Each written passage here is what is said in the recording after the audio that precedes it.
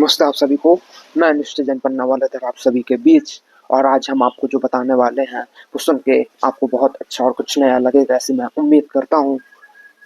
मैं अपनी बात शुरू करने से पहले आप लोगों ने भी शायद कहीं ना कहीं सुना होगा, ये आदमी सेल्फ मेड है, इसने अपनी मेहनत से कुछ कर दिखाया है।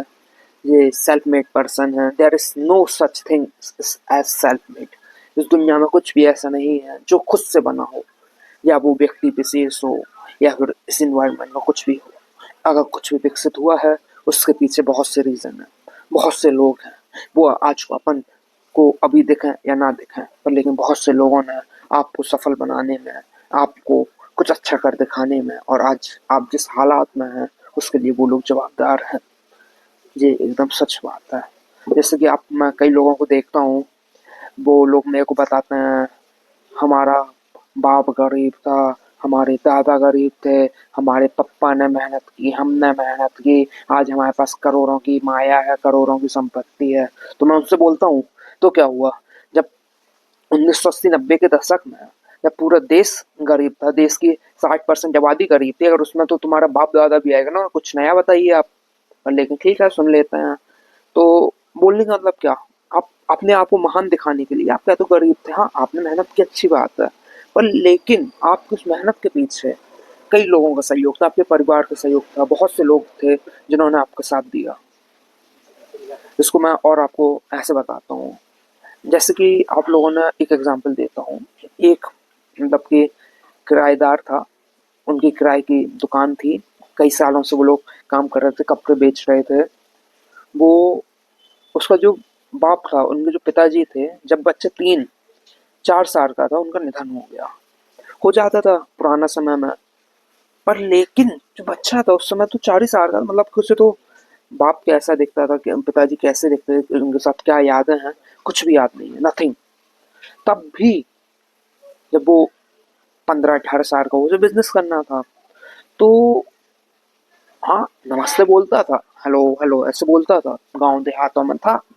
पर लेकिन जब बिजनेस के लिए उसे पैसे चाहिए थे, तो उसे, जिनके वो किराएदार था मालिक, तो उसने किराया दे दिया, किराया नहीं मतलब कि निवेश करने की पूंजी दे दी 40-50 हजार।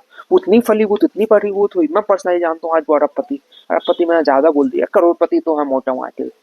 तो क्या, हमने पूछा भैया, इनके पास तो खाने के लाले थे, कुछ नहीं था, आपने इतना बड़ा मतलब कि ऐसा क्या देखा आपने, 70-80 हजार आपने इनको किस बेसिस में दे दिए।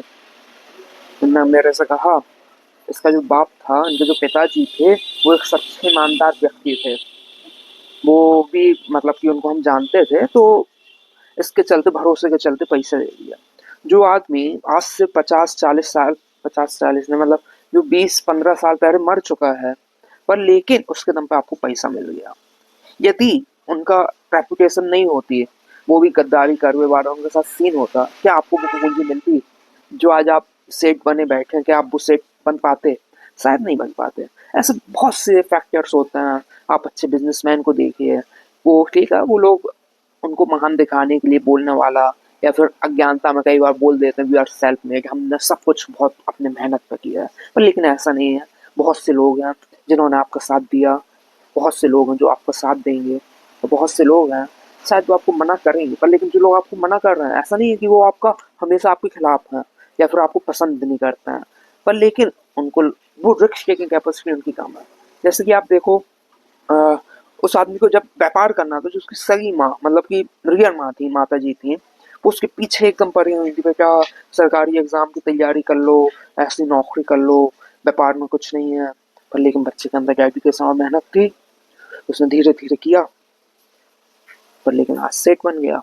तो बोलने का मतलब क्या, कि बहुत से फैक्टर्स, बहुत से एरियाज, और बहुत से कुछ ऐसे होते हैं जो आपको निमित्त बन जाते हैं। जो हो सकता है कि ऐसी कोई नई बात नहीं है। रिसेंट में मेरे को पता चला, मतलब कि एक व्यक्ति विशेष थे, वो 70 साल के करीब हो गए होंगे। वो कभी हीरा की व्यापारी हुआ करते, पन्ना में।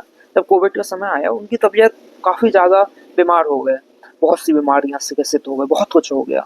तो मुंबई जाते थे, पर लेकिन कोविड था तो डर लगता था, मुंबई मुंबई जाएंगे कहीं कुछ हो ना जाए। तो ऐसी लोकल में राज करवा रहे थे। वही मैं वही डॉक्टर से, मतलब डॉक्टर हैं पर लेकिन इतने वो नहीं है।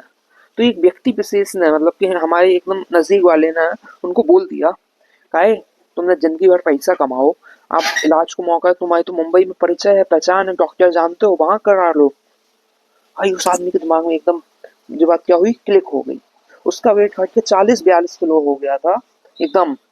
मतलब कि लोग तो मान लिए थे कि 1-2 महीने में ओम शांति ओम शांति। पर लेकिन उस व्यक्ति विशेष ने उसको बोल दिया, उसने इलाज कराया। आज करीब 4 साल होने को है, वो व्यक्ति स्वस्थ है, शरीर में भी वजन है, सब है। तो ऐसे बहुत से फैक्टर्स होते हैं जो आपकी सफलता में डिपेंड करते हैं। हो सके तो आप इस बात को ध्यान रखिए, there is nothing like a self made.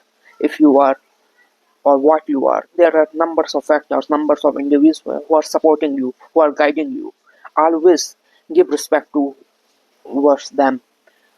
कुछ भी आप कर रहे हो, बहुत से फैक्टर और बहुत से निमित्त ऐसे होते हैं, जितना पॉसिबल हो उनका सम्मान, रिस्पेक्ट आपस में करिए, बिना करिए। इसी के साथ मैं आज की बात अपनी खत्म करता हूँ। बोलिए मेरे साथ, भारत माता की जय।